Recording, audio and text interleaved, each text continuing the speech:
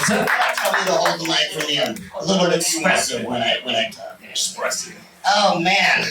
First of all, man, I gotta thank everybody that's been in the Bodyguard Hall of Fame. Everybody involved in this, especially the mad scientists that are behind the face. Just thank you so much. It's really an honor to be considered among all of you. Albert, one of my best friends in the business, and that guy. So really just appreciate being here. I got a lot of people to thank. Also, my parents, first of all. My dad passed away this March. We lost him to cancer. And the thing about parents is from the day I was born, I was fighting.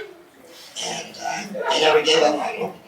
And they always encouraged me. So, much love and appreciation to my mother and father.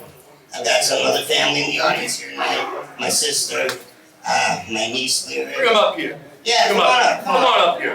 Come on up, family. Come on up here. I want to see y'all. Come on up here. It's, All right. Come on up.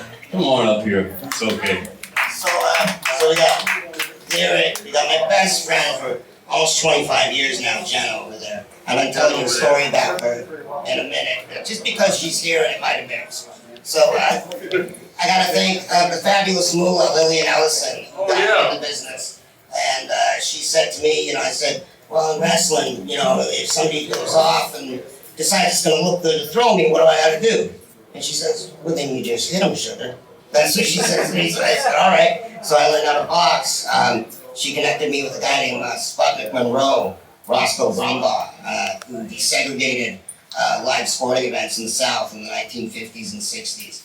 And he kind of turned me on to boxing, and then through some friends of mine, I knew this guy named the Gypsy Mario. And he was actually my proper bare-knuckle boxing coach. He was a bare-knuckle fighter. And I would tell some stories about him, but I'm not too sure about the statute of limitations, so we'll leave that. Super safe with us. Yeah. But he was a good guy. That's all I'll say about him. But he taught me how to turn that punch. He taught me how to really make a fist and squeeze at the end. All those kind of good types of things. And I gotta thank, just like I said, Sonny, Patricia. I love you, Champ. I love you too, Sonny. I do. You're my heart, baby. Right away. Right here. Yeah. I know. She actually, I think, put my name in front of Kevin here. She told me about this guy, and I said, whoa, I broke my nose, and I'm like, I gotta stop for a minute, He's like, I broke 300 bones, and I ain't stopping. I'm just gonna keep going. So I'll tell you two quick stories. You talked about when I break bones, when I train people. Last time I was training this kid, and we were doing mitt work, and I said, throw a hook, and I was a little bit behind to get my out, and I said, hang on, I think I broke my arm. He says, no, you didn't. I said, yeah, I put my thumb under my armpit, put my hand around the bone, and just popped it back in. And I said, yeah, it's broken. But I told him, I said, you did exactly what I told you to do, and you got a hell of a punch, kid, so don't worry about it, it's fine. But the other story is not a fight story. It's a fight that almost was. But I think the thing about it is that it definitely personifies the mentality of a fighter. Not necessarily the fighter's spirit, but the mentality of a fighter. So it's a few years back, and Jenna was 8 months pregnant. And her husband had always heard these stories about me, and I've always heard these bar fights, these punk rock shows, this wrestling, all that stuff. He says, I've never seen anything. I've never seen you actually, break out and bust somebody. So we go to this little bar and grill.